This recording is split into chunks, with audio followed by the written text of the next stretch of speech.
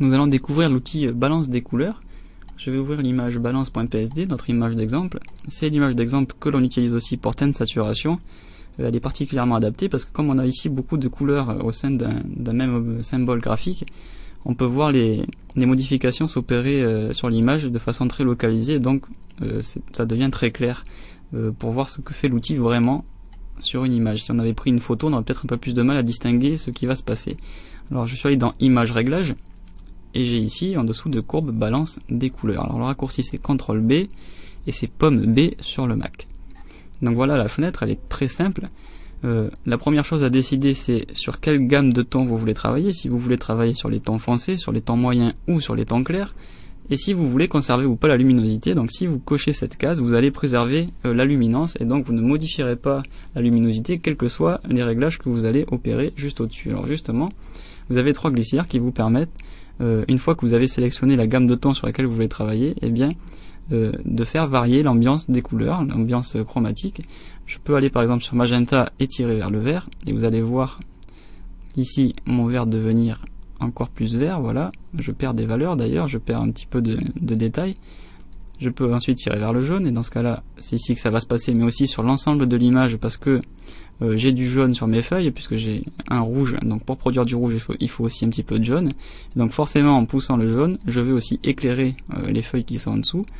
Et de la même façon, si je prends le cyan et que je vais vers le rouge, eh bien comme j'ai toujours un petit peu de valeurs qui sont en rouge, et bien si je les pousse encore plus, forcément je deviens encore plus rouge. C'est le cas surtout pour les feuilles.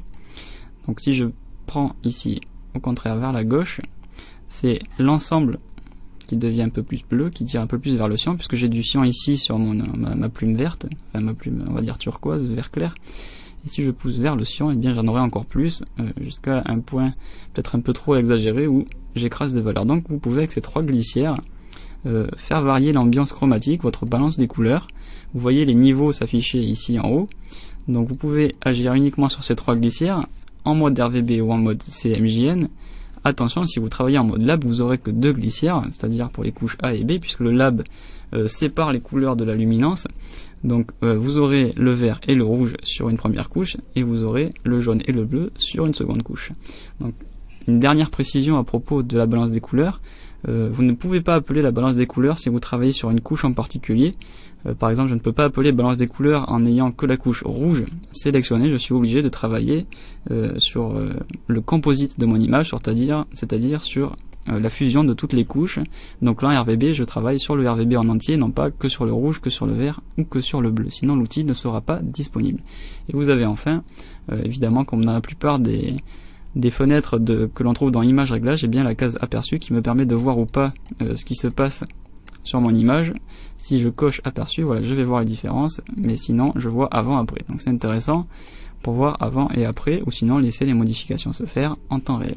Donc il n'y a pas d'application, on va dire, dictée à l'avance de cet outil, si ce n'est de tout simplement modifier la balance des couleurs, c'est selon vos propres besoins. Vous pouvez bien entendu détourner l'outil de son simple rôle de modification de balance des couleurs. Vous pouvez l'utiliser pour produire des effets créatifs et originaux, pour volontairement exagérer. Par exemple ici, voilà, je peux essayer d'obtenir des effets de contraste sur certaines couleurs et pas sur d'autres. Donc encore une fois, comme dans la plupart des outils de Photoshop, il y a un but avoué et ensuite un but détourné. Donc là c'est selon votre préférence, selon le cas de figure. Vous voyez que on peut facilement obtenir des effets intéressants uniquement avec ces 3 glissières. On pourrait le faire d'une autre manière certainement dans Photoshop, mais l'avantage ici c'est que vous pouvez voir les modifications se faire en temps réel, et aussi bien entendu le fait que l'outil balance des couleurs est disponible sous forme de calque de réglage, ce qui vous permet de ne modifier que les calques situés en dessous, mais ça on le voit évidemment dans la leçon dédiée au calque de réglage.